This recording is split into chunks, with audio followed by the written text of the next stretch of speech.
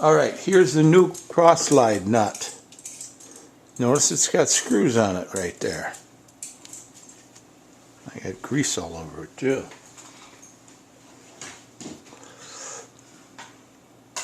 I'll show you the old nut.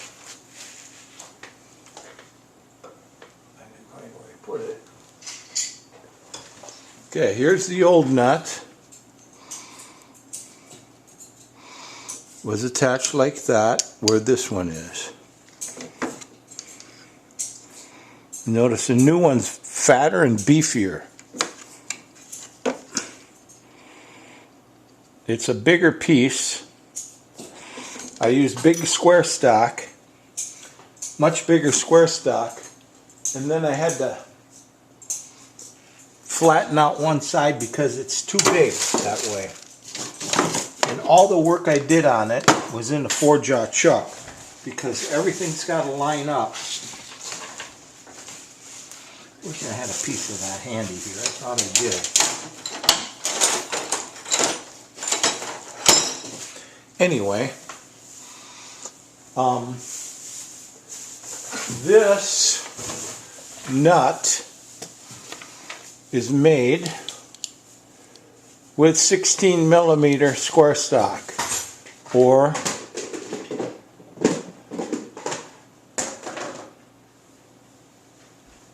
yeah, I guess it's 16mm. 16mm square stock. This one made out of 20mm or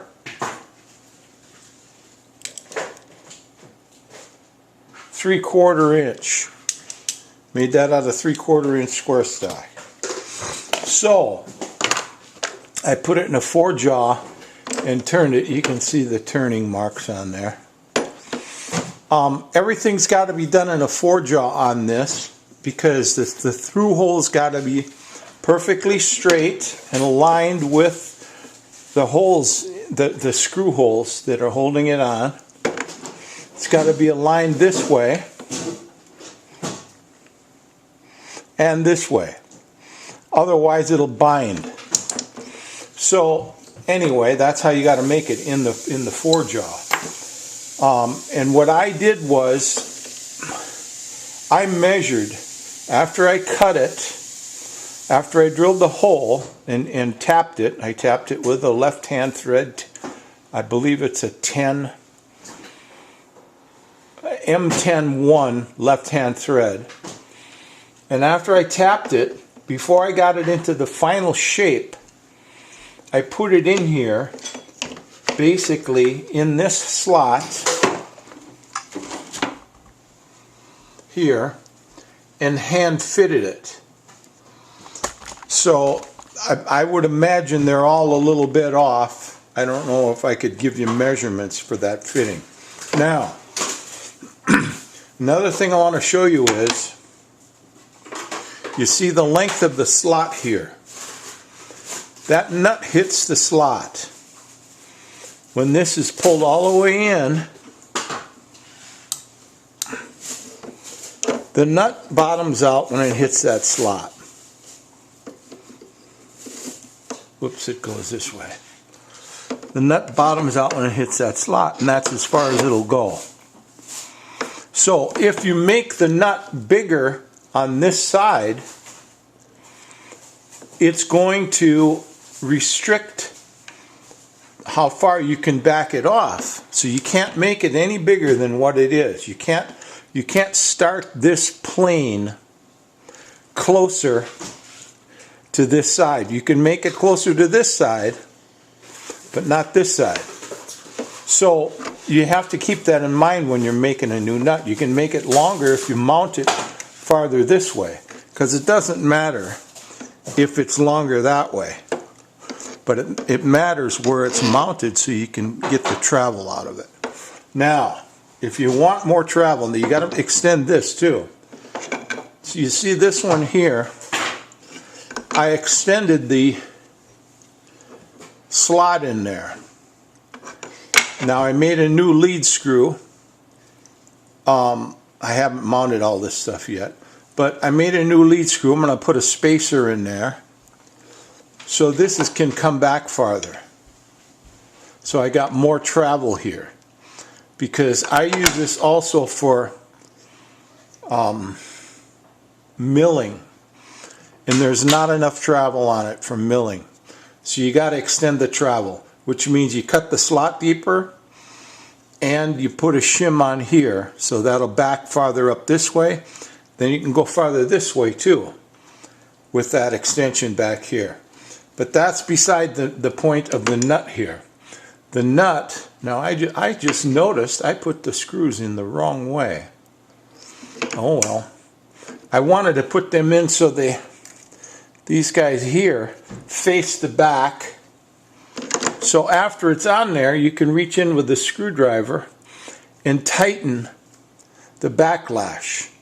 Now I'm going to show you, I'm going to take this apart to show you how that backlash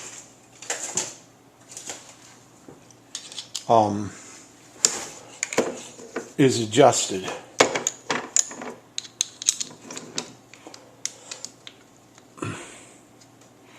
These two screws hold the nut on. I'd like to be able to show you how I'm doing this. Now I made a shim to go in there. You don't really need it because that middle screw positions the depth. I'll show you what I mean. Now this is just a spacer. Basically, this is how the nut attaches.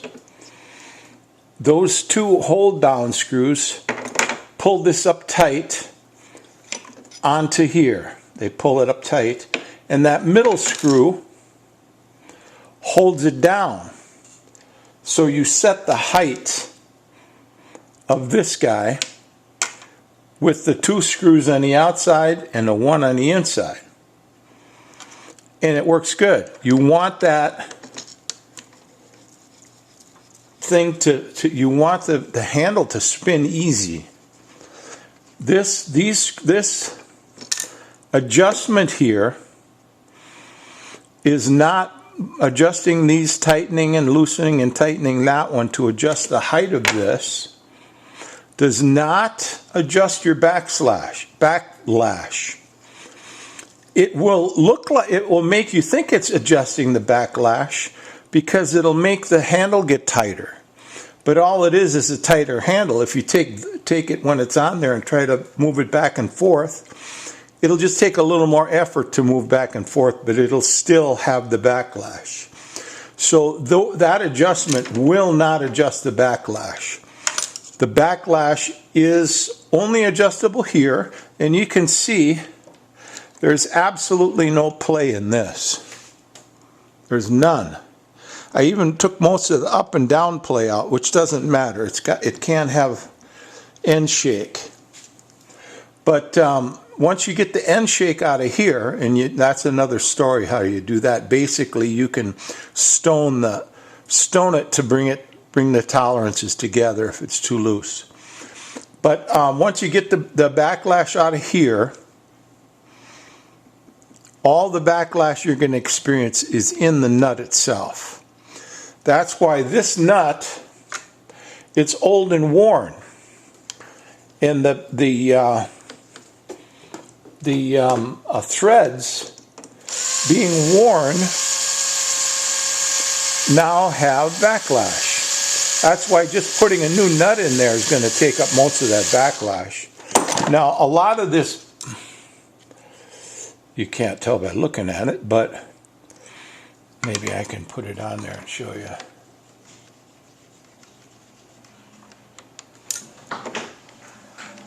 I got to put it in farther. Whoops, wrong way.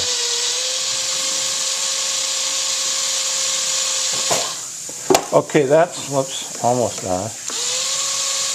Now that's on. Look at how much back, I know you can't see that well, but I've got, oh man, probably 50 thousandths backlash on that, just this way, because those threads are all worn out. And that's why I had so much backlash in the handle. It wasn't turning when I turned this. So I made this. Now this has got holes through it with a slice at 7 millimeters in. Not a slice. This is a bigger hole. The threads start at 7 millimeters there. So I planned on making a slit 7 millimeters from this end, so this nut would have one end slit down to here, not all the way through, but so it would pinch a little when I tighten these screws. And just that little bit of pinching on the threads is how you adjust the backlash. And it doesn't take much. This old wore out one's got 50 thousandths. This new one might have maybe 5 thousandths, if that. So with a slit in there, with a 5 thousandths, being able to pinch 5 thousandths would take up all the backlash that I have. Now, like I said, I just noticed I put the screws on the wrong side. Unless I put it on wrong. Because this has to go this way. Because when I adjust the backlash, when this is all together, you can't adjust it when it's not on. I want it to reach in there with a screwdriver and be able to tighten that backlash and adjust it while everything's put together. So I had it on there backwards. I hope it goes on right the next time I put it back on. I think it will, because I had it on the right way before. So basically, that's how I made it. Now, another thing you'll notice, how thin this bottom is. This one's a better example. You'll notice how thin this bottom is. This is the top, this is the bottom. Ordinarily, on those other ones for the bigger lathes, they will have the screws on the bottom and the slit. Slit on the bottom, screws on the bottom. That's the way to go, because then you don't have to worry about that slit being in the way of those hold down screws. See, I had to make this with the screws way up towards one end so I'd have a little more room. Now if I ever make another one, I'm going to either try to get more room on the bottom. You don't have much room there though in this.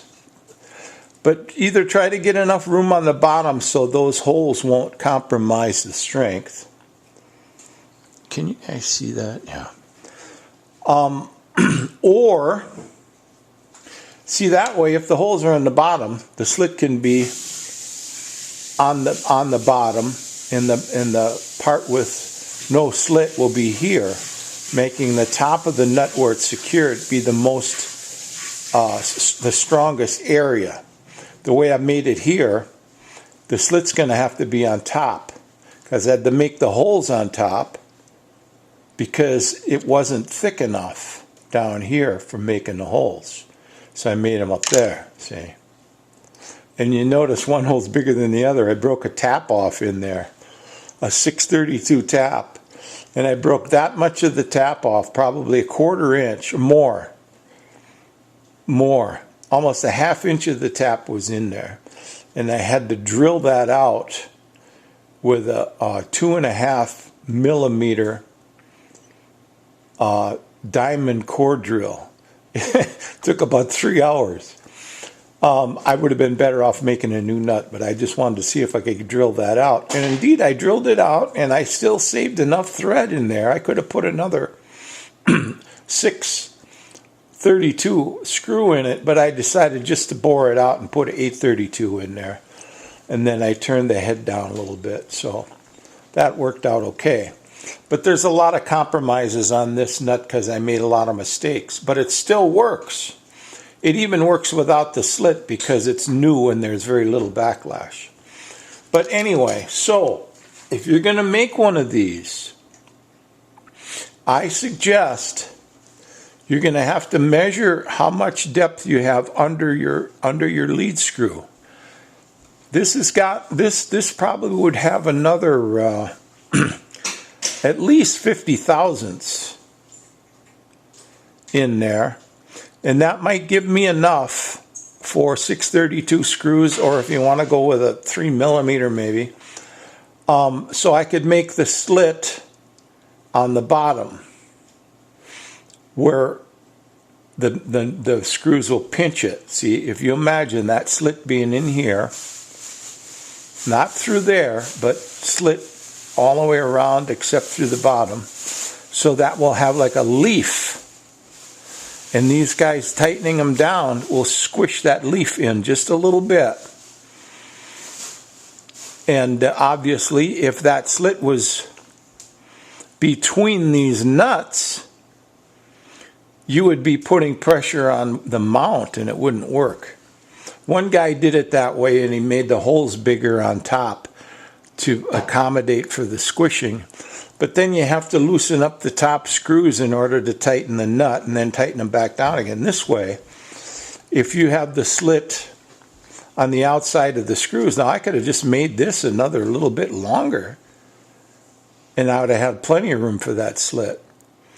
And that's what I'll do next time if I can't get enough room on the bottom.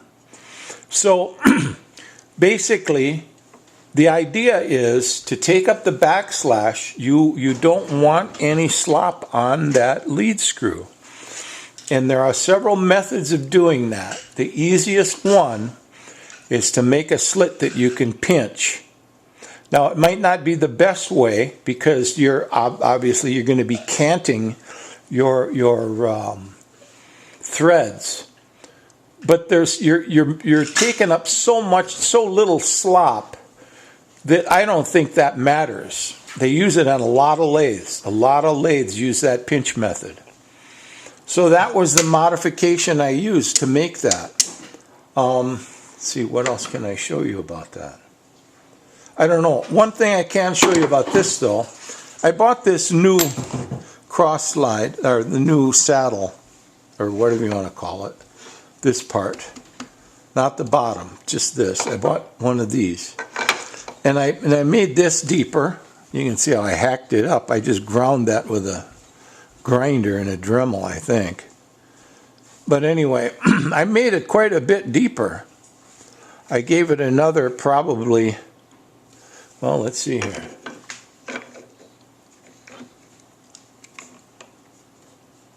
I gave it nearly another inch, I think. So when I get this done, it's gonna this will be my, and I have a whole nother bed. I bought a new bed. This is a 14. I had an 8, and I'm keeping the 8 because I'm going to use it to make a mill table. And this is going to be the slide for the mill table if I ever get around to it. But in the meantime, I thought, you know, I wanted to set up a very strong, sturdy situation here for milling. And I thought, well, if I put